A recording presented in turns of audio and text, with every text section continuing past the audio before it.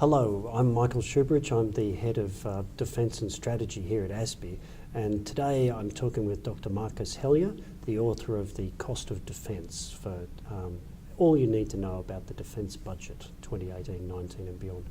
Hi Marcus. Thank you, Michael. It's very nice to be able to talk about the cost of defence. So you've stepped into some enormous mountain climbing shoes here, taking over from Dr. Mike Thompson. Do we see some continuity in the work and the analysis, or have you taken your own true path? Well, yes, Mike has very big shoes to fill.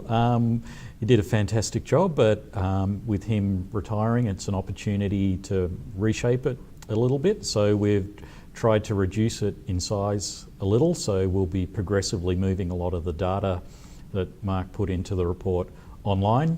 So over the course of the year, hopefully people will be able to go to our website and find some of that data. And that means the report itself is going to be quite a lot shorter. Mm-hmm. So one of the big purposes of this cost of defence work is to demystify that really opaque budget set of papers. What are the headlines that people need to know? Okay, well, I think the big headlines are that the government is continuing to increase the defence budget, so it's still growing in real terms. It's going to get up to about where the government promised it would be by 2021, so around about 2%. Around about 2%? Well, we think it will be fractionally short. We're using the numbers in the budget papers. Defence and the government say it will be exactly 2% in 2 years' time. They seem to be using slightly different numbers. But, you know, I think it's sort of rounding errors at this point. I wouldn't worry about that too much. And it's also still 2 years away. The story for this year is it's about a 1.35% real increase, so it's going up in real money, which is actually, you know, compared to a lot of the Western world where defence budgets are static or going backwards, it's certainly a good news story for defence here. The amount of money is $36.4 billion, so you know, more than defence has ever had before, and that's about 1.9% of GDP. So where's this money going? What's the rough split? Okay, well, it's interesting. Traditionally, people, you know, to kind of illustrate where the money's going, will say there's three big buckets. So there's personnel, there's operating costs, and there's capital investment. Historically, in Australia and in most countries, capital is the poor cousin, in a sense. When defence needs money for other things, it tends to dip into the capital budget. So historically, it hasn't been an even 1/3 split. What we're seeing over the last couple of years is capital is coming up. Government is putting a lot of money into the capital budget, so now they're almost equal. And over the next few years, if the trajectory continues, capital will actually be the largest part of the defence budget for the first time ever. So the government is putting a lot of money into the capital program, but it really has to, if it's going to deliver all the big projects in the white paper, such as shipbuilding and armoured vehicles, joint strike fighter, rehabilitating bases, it's going to cost a lot of money. How much money do you think shipbuilding is going to take? Because how much it takes defines how much is left for the rest of the ADF. Yeah, that's really the $64,000 question for defence going forward. So government has essentially locked in three big shipbuilding programs in Australia, which will be continuous, which means they will go forever. They won't be the traditional ramp up, deliver the capability, ramp down again, creating room or, you know, money for other programs. These will ramp up and stay at a very high level forever, which, as you say, does mean there's less money for other things. What is that level? Very hard to say because defence isn't very transparent. The $89 billion figure, you know, doesn't for have shipbuilding, yeah, doesn't have a lot of sort of reality to it, in my view. So we've done a little bit of work trying to work out what that cash flow number is every year, and we think it's probably somewhere between $3.5 and $4 billion a year forever. What does that mean? It's probably potentially a third of Defence's capital equipment budget is locked in forever. On ships and submarines? Just on those three projects. And how would that compare historically? Well, historically, over the last decade, Defence has probably been spending between 10 and 13% on domestic shipbuilding projects, so it's 2 to 3 times more.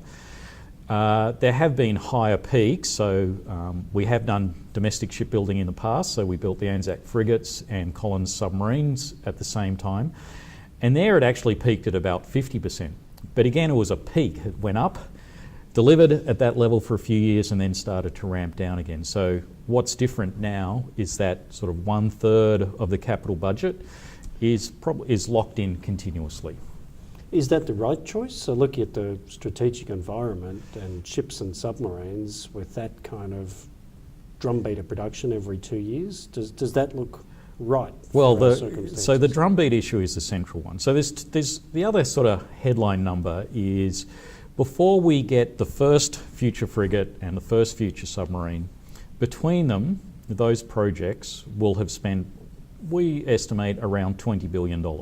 So you'll essentially have $20 billion tied up in shipyards as ships are being built.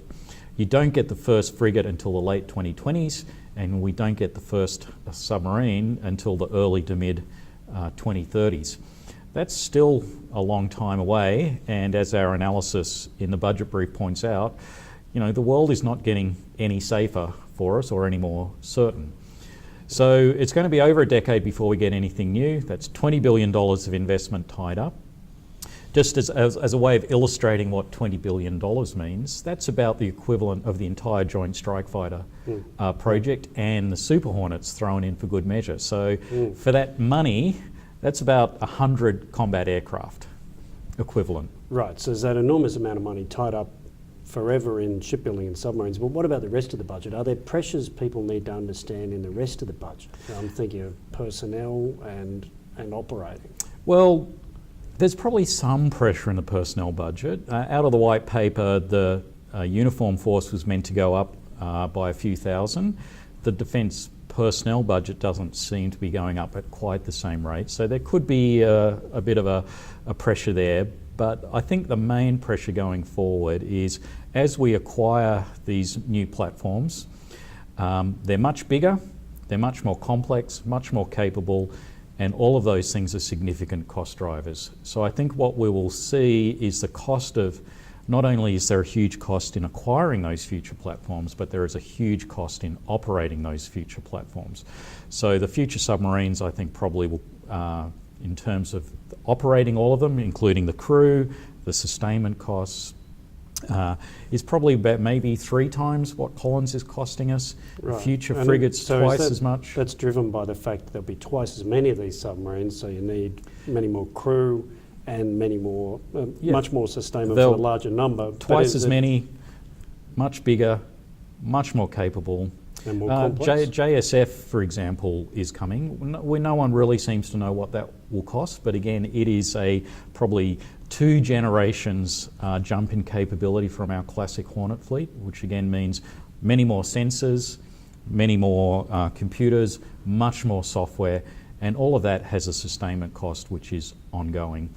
So the sustaining all of these things is going to be a big pressure on the defence budget. And is the sustainment budget growing out into the future years enough to take account of that? It's very hard to tell because the PBS, the portfolio budget statements, only goes out to the forward estimates, which is sort of the next 4 years.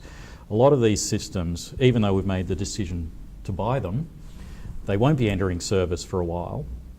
And then the true cost of operating them won't be known for a while as well. So we've made a commitment to acquire these things, but actually what it's going to cost to operate them over the whole of life, we don't really know yet. And I think... Now, just before I leave you on this, the last thing people don't really talk about much, but looking through your report, ICT pops up as an area where there seems like there's quite a bit of money being spent, but how much do we know about what's happening there? Right. So it looks like, looking at the white paper and the integrated investment program that supported it, there's at least $10 billion in big ICT projects meant to be delivered by Defence. And that's, the ICT is really the glue that holds everything together. So it's fantastic to have modern warships and modern aircraft, but unless you've got the communication systems that hold everything together and transfer all the data around that they're collecting and allowing them to operate as an integrated whole, you're not getting the value out of those systems. So it's really important to get those ICT projects right. But as you say, we've really got no idea what's going on with ICT projects because there's no public reporting on them whatsoever. So are they delivering? We don't know. What are they meant to be delivering? We don't know. What's the budget? We don't know. So there's a complete lack of transparency on what is really, you know, something at the core of defence and its capability. Well, thanks, Marcus. I got a good grip on things out of the publication, and it's great to have you explain those emerging big pressures and the enormous commitment to shipbuilding and submarines and that cash flow that you've sketched out. Thanks again. Thank you, Michael.